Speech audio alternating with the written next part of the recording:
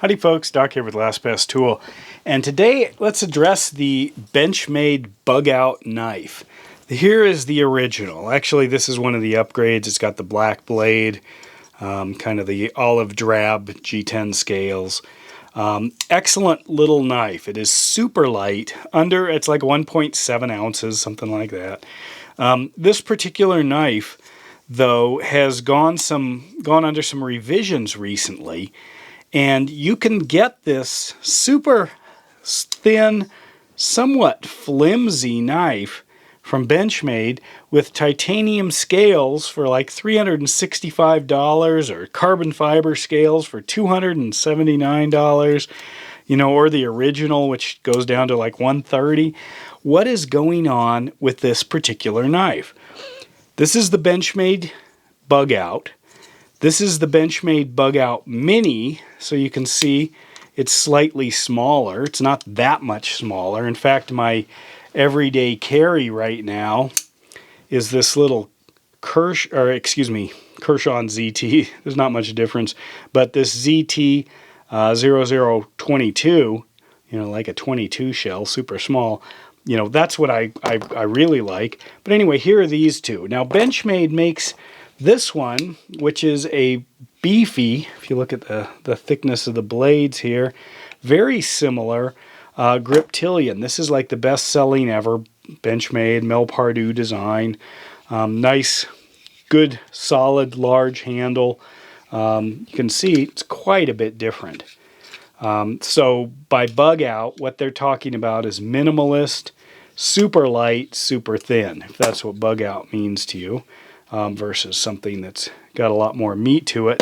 But once you get into the carbon fiber scales, now you're getting up into things like this Atomus. This is a monster of a Benchmade knife.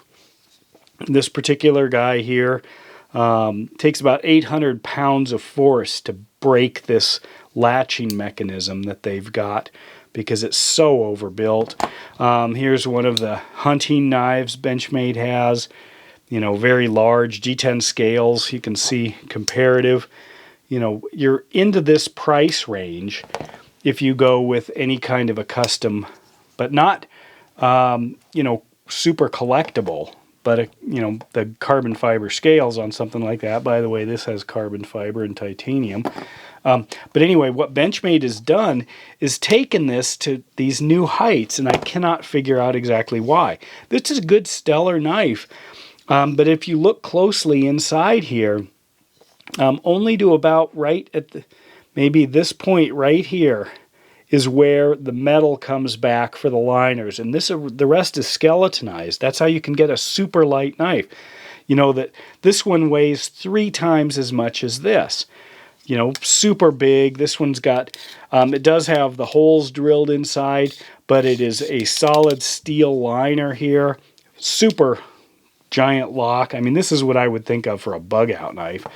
However, they're pushing it with this super thin S90V steel, which is a good place to have S90V. But what are they going after with this thing? That's what I'm trying to figure out. These two, they're good, solid performers. But why would you want titanium scales and, a $365 price tag for still a fairly weak, somewhat flimsy, ultralight knife?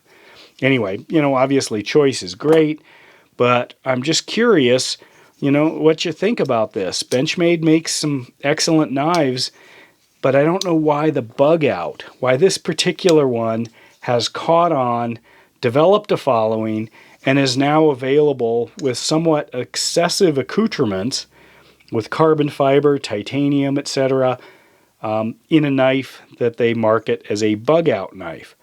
So, curious what your thoughts are, and with that, Doc out.